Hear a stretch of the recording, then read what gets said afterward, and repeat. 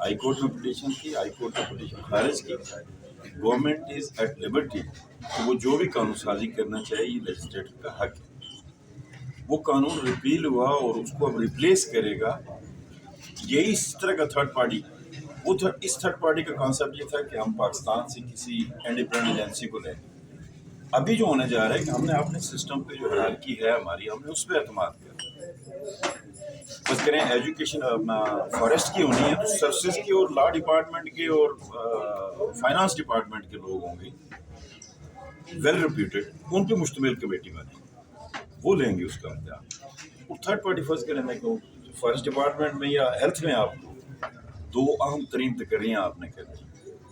آپ کی lab technicians جو ہیں وہ خالی ہو، کیا 3 اسامیاں خالی ہیں تو کیا آپ انتظار کریں گے 1 سال تک کہ 100 اسامیاں ہوں، 200 ہوں، پھر میں تھرڈ پارٹی کو بلاؤں؟ یہ وہ سکم تھے جو اجرت میں بنایا گیا تھا یہ قانون. واپس یہ این ٹی ایس اپنی جگہ قائم ہے. ایجوکیشن کی اگلے 15-20 دنوں میں آپ دیکھیں گے این ٹی ایس کا اشتہار آ جائے. 3300 اسامیاں خالی ہیں ہمارے پاس ایجوکیشن، ٹوٹل 7000 اسامیاں جو خالی ہیں.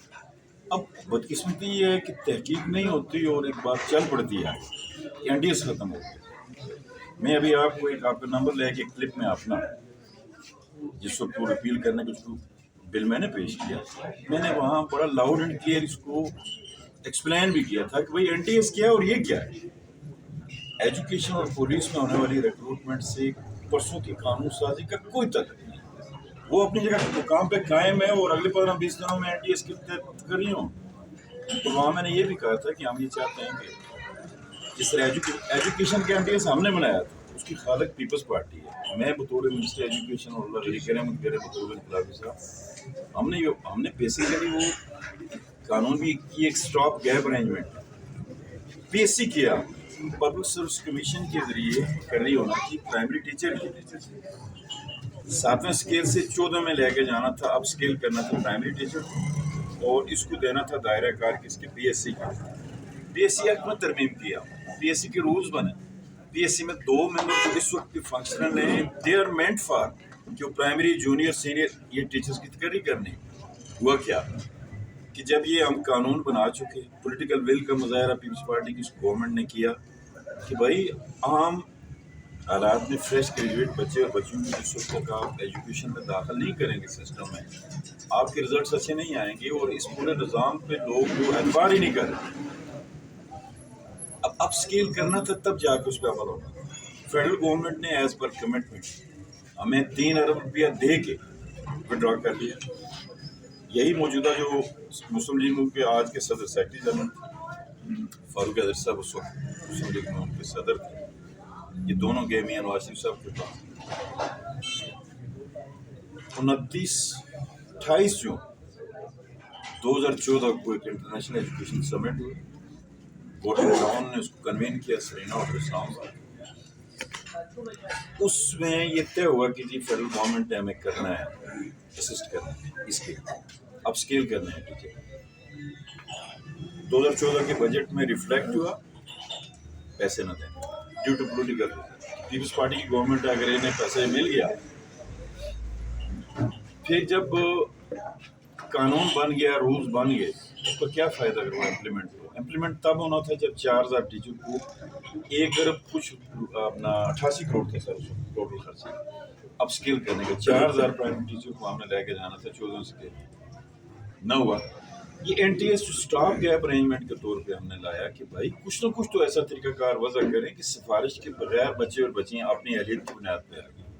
تب یہ این ٹی ایس کو الگ سے قانون بھی نہیں بنایا، اس کو سروس رولز کا پولیس اور ایجوکیشن کے جو سروس رولز ہیں ریکروٹمنٹ ان کا حصہ بنا دیا جو اس وقت بھی قائم ہے اور اگلے 15-20 دنوں میں اشتہار کر دیا. یہ جو کہانیاں پریس میں ہم نے دیکھی ہم خود حیران. اچھا، یہ جو خبریں چل رہی ہیں جو جو اسمبلی میں جو میاں صاحب کی بات کیونکہ میں 2 سال سے جو ہے یہ ابھی ہمارے ساتھ آئے کولیشن گورنمنٹ، اس سے پہلے اس پہ جو تھرڈ پارٹی مسلم لیگ نون کی حکومت ایکٹ بنا کے گئی اس پہ ہم نے پوری ایکسرسائز کی. اور ایکسرسائز کرنے کے بعد ہم اس نتیجے پہ پہنچے کہ جو میاں صاحب نے بھی بات کی ہے کہ کسی ڈپارٹمنٹ میں کچھ ڈپارٹمنٹ ہماری پوسٹیں آ رہی ہیں، ہمارے ادارے اوور سیچوریٹڈ ہو گئے، 1,16,000 ہمارے امپلائیز نظام کے اندر مزید کوئی پوزیشن یا نئی ڈیولپمنٹ کوئی اسٹیبلشمنٹ جو اداروں کی نہیں ہو رہی کہ نئی پوزیشن رہے گی. اب کسی کا 7ویں اسکیل سے لے کے 15ویں اسکیل تک کسی جگہ کوئی ایک بندہ ریٹائر ہوتا ہے، اب اس ایک بندے کے ریٹائرمنٹ کے لیے کمپنی اس کا پورے ادارے کو بلائیں، وہ کیسے چلے گا؟ وہ نہیں چل سکتا. تھرڈ پارٹی NTS کا مجھے موجود. لیکن یہ جو خبریں چل رہی ہیں کیا یہ بے بنیاد ہیں، جھوٹ ہیں؟ بالکل ٹھیک ہے. سر قانون ساز اسمبلی میں ایک بڑے ہی انتہائی کھڑا قسم کے ممبر قانون ساز اسمبلی ہیں چودھری مقبول گجر. ان کو قانون ساز اجنبی کو اندر تو نہیں لا سکتے.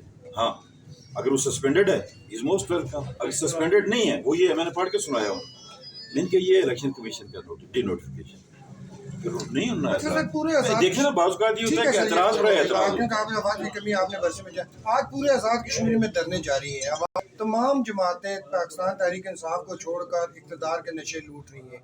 حالت ہماری یہ ہے پبلک سروس کمیشن کا چیئرمین ہمارے پاس نہیں ہے، اینٹی کرپشن یہاں پہ نہیں ہے، احتساب بیورو یہاں پہ نہیں ہے، اور لوگوں کو نہیں کرنا چاہیے. میں نے ایسا حکم ہمارا مزاج یہ ہونا چاہیے. ابھی جو پہلے میں نے تھرڈ پارٹی کے حوالے سے کہا کہ اجلت میں مسلم لیگ نون کی گورنمنٹ نے جاتے جاتے یہ قانون بنایا، اس میں بے شمار لکھوناز چھوڑے، سکم چھوڑے جس بنیاد پہ یہ قابل عمل نہیں تھا اور 2.5 سال سے اسٹے چل رہے تھے.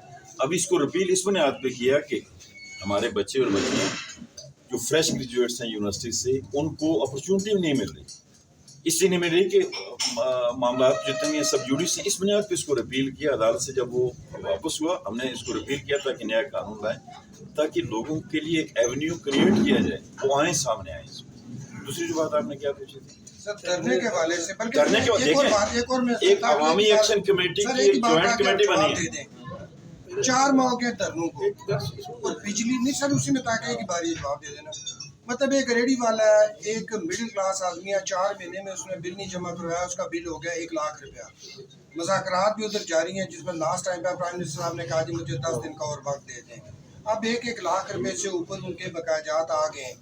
سپوز خدا نہ خواستہ اگر حکومت کے درمیان اور گورنمنٹ کی اس کمیٹی کے درمیان مذاکرات کامیاب نہیں ہوتے ہیں تو یہ لوگ یہ فالٹ اس میں ہمارا نہیں، گورنمنٹ کا نہیں. ٹو بی ویری فیئر اگر بلات جمع نہیں ہو رہے تو گورنمنٹ تو کسی طور پہ بھی قصوروار ذمہ دار نہیں ٹھہرائی جا سکتی. جہاں تک پولیٹیکلی ہینڈل کرنے کا معاملہ ہے، ہم نے جو جوائنٹ ایکشن کمیٹی بنی ہے پورے آزاد کشمیر کے 10 اضلاع پہ مشتمل نمائندگان ہیں. پچھلے 1 مہینے سے ہم ان کے ساتھ مذاکراتی کمیٹی میں اس کمیٹی کا ممبر، ہم نے ان کو پولیٹیکلی انگیج کیا ہوا ہے، ہم ان کی بات سن رہے ہیں. میرے خیال ہے 90% ایسے معاملات ہیں جن پہ ہمارا ایگریمنٹ ہو چکا ہے. کچھ بیچ میں ایک پرابلم تھا ان کا پیداواری لاگت والے معاملے پہ، اس پہ وہ ہمارے جو ایکسپرٹ ہیں برقیات کے، سیکٹری برقیات، چیف انجینئر، ایکسین ایٹسیٹرا، جو ہم تشریح کر رہے ہیں وہ نہیں سمجھ رہے، اور جو وہ تشریح کر رہے ہیں وہ ہم نہیں سمجھ سکتے. ہم نے یہ کہا کہ آئین اور قانون کے دائرے کے اندر رہتے ہوئے ہم ہر وہ مطالبہ مانیں گے جو آئین اور قانون کے اندر. سنیں میری بات، جو پاکستان کا آرٹیکل 157 اور 2 میں وہی کہہ رہا ہوں، میں وہی کہہ رہا ہوں، کیا کہہ رہا ہے ہمارے ان پہ ڈس ایگریمنٹ ہی نہیں ہے، کوئی ڈس ایگریمنٹ ہی کوئی بھی نہیں ہے ان پہ. جو آپ کہہ رہے ہیں صرف آپ نے ریفر کیا، ہمارا کوئی ڈس ایگریمنٹ نہیں ہے. لیکن پیداواری لاگت پہ میں ایک انٹرپریٹیشن کر رہا ہوں، وہ اگلا اس کے لیے کیا ہوا پھر ابھی پرسوں رات 11 بجے جا کے 6 سے لے کے تو 11 تک ہمارے مذاکرات رہے ان کے ساتھ. پرائم منسٹر کے ساتھ ان کی آخری میٹنگ ہوئی، وہاں ہم نے ایک کمیٹی بنائی، 5 لوگ ہم ہیں 5 وہ. ہم نے ودن 10 days انہوں نے بھی اپنے ایکسپرٹس کو بلانا ہے، ہم نے بھی، تاکہ اس نقطے پہ ہم نے آنا ہے کہ جسٹ ٹو انڈرسٹینڈ کہ پیداواری لاگت کا کیا مطلب ہے. پیداواری لاگت کی وہ جو تشریح کر رہے ہیں اس کو ہم ماننے سے قاصر ہیں، اور جو ہم کر رہے ہیں وہ کہہ دیں گے نہیں آپ غلط کر رہے ہیں. اس پہ ہم نے ٹائم مانگا، اس پہ ہمارا ایک ڈس ایگریمنٹ ہے آپس میں. امید ہے آئی ہوپ کہ جی ہم اگر ریئلسٹک اپروچ ہوئی ہماری تو ہم کسی ایگریمنٹ پہ آ جائیں گے، اور انشاءاللہ وہ جو ریزالو ہو 167 جائے گا. بات تھی اس میں ابھی بھی 13ویں ترمیم کے بعد بھی پارٹ بی ہے جو اس کا آپ آگے دیکھیں گے، اس میں آج بھی الیکٹریسٹی فیڈرل کا ہے سبجیکٹ. ہم کوئی بھی لیجسلیشن الیکٹریسٹی کے حوالے سے نہیں کر سکتے انٹل اینڈ انلیس کے فیڈرل گورنمنٹ. سر آپ کے اسی سیکرٹری برقیات چودھری طیب نے واٹر یوز چارجز کے معاہدے پر صدر آزاد کشمیر کے بیہاف پر سگنیچر کیوں کیے تھے؟ کہ اس کو کابینہ کے withdraw ہو گیا نا, withdraw ہو گیا. کابینہ کے کابینہ کے پاس آئے, کابینہ کے پاس جب اپروول کے لیے آئے تو کابینہ نے روک لیا, نہیں کیا تو کابینہ نے واپس کر دیا. نہیں, کابینہ نے روک ہی نہ لیا, کابینہ نے وہ جو قانون بنا تھا فیڈرل گورنمنٹ کے ساتھ اس کو واپس لے لیا, اور جب واپس لیا تو دیوان چغتائی اور ماجد خان نے پرائم منسٹر سے کہا کہ سر ہم اپنے دفاتر سے سامان اٹھاتے ہیں, مینس کہ government is no more. Prime minister نے کہا کہ میں پورے ایمان اور یقین سے کہتا ہوں کہ میں نے جو وڈرا کیا ہے یہ جائز کیا ہے, برحق کیا ہے, قانون کے مطابق کیا ہے, لہٰذا ہمارا ضمیر مطمئن رہنا چاہیے. وہ ہمارے secretary he was unable to produce, sir وہ ایجنڈا آئٹم کے طور پہ پیش نہیں کیا, پرائم منسٹر نے خود اس چیز کو لایا پھر ایجنڈا آئٹم کے طور. ایک چیز جو ابھی تک نہیں آ رہی ہے لوگوں کے ذہن میں, ہمارا پچھلے سال کا جو ریونیو, ہم اپنی بات کرتے ہیں کہ ریاست کا ریونیو کتنا ہے, ہمارا پچھلے سال کا ریونیو ہوا 33 ارب روپے. 33 ارب میں سے ہماری جو انکم ہے وہ 21 ارب برقیات سے ہے, اور باقی سارے سیکٹر سے ہمارے ٹوٹل 33 ارب ہو گئے. جو ہماری آپ اس کو ہم بلیم کرتے ہیں کہ گورنمنٹ پاکستان ہمیں یہ کر رہی ہے وہ کر رہی ہے, یہ بہت غلط ہے, اس لیے کہ 33 ارب کے اگینسٹ 30 ارب ہم صرف اپنے پینشنرز کو, جو ہمارے لوگ ریٹائرڈ ہو چکے ہیں, اپنی آمدن میں سے 30 ارب ہم ان کو دیتے ہیں, 3 ارب ہماری اپنی کٹی میں بچتا ہے. اور اس وقت ہمارا بجٹ ہے 2 کھرب 32 ارب کا بجٹ ہے, انکلوڈنگ ڈیولپمنٹ کا ڈیفیسٹ کے ساتھ ہم نے دیا ہے. اس میں آپ دیکھیں کہ جب ہم اس کو دیکھتے ہیں تو باقی ساری چیزیں ہماری فیڈرل گورنمنٹ بیئر کر رہی ہے, اور یہاں نعرے لگتے ہیں جی کہ گورنمنٹ پاکستان ہمارا پانی استعمال کر رہی ہے اور ہمیں جو ہے نا یہ واٹر یوز کا چارجز کم دیے جا رہے ہیں. باقی ہمارا 33 ارب سے ہٹ کے 2 کھرب 32 ارب میں سے سارا کون پورا کر رہا ہے, گورنمنٹ پاکستان پورا کر رہی ہے. اس لیے ان چیزوں کو سینسٹائز کرنے کے لیے جی بہت شکریہ جناب.